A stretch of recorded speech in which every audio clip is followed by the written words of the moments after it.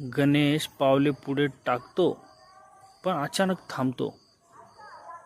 त्याला आठवलं, गावातले मोठे म्हणायचे, चकवा लागला की कोणत्याही जागा आवाजाच्या मागे जाऊ नका.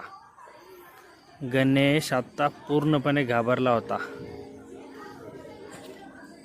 त्याला आठवलं, चकवा लागला की जमिनीवर बसा, डोळे मिटा.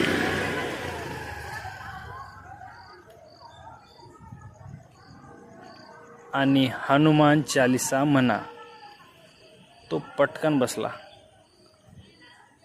डोळे त्याने घट्ट मिटून मंत्र म्हणू लागला. त्या बाईचा आवाज कर्णकर्कश हसण्यात बदलला.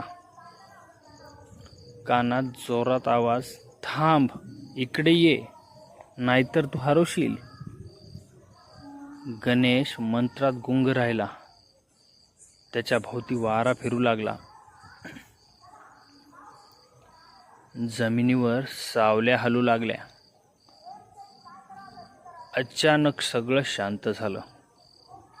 गणेश डोळे उघडतो तर ते घर, ती बाई असं काहीच नव्हतं. तो पुन्हा नदीकाठच्या रस्त्यावर उभा होता. त्याने आकाशाकडे पाहिलं, पण आता सकाळ झाली होती. म्हणजे गणेश संपूर्ण रात्र तिथेच भटकत होता. पण हे त्याला जाणवलंच नव्हतं. गणेश कसाबसा घरी पोहोचला. घरच्यांनी पाहिलं तर तो घाबरलेला, थरथरत उभा होता. गावकरी गोष्ट ऐकून म्हणाले, चकव्याला बळी पडलास रे, चकव्याला बळी पडलास. सुदैवाने मंत्र आठवला, नाहीतर परत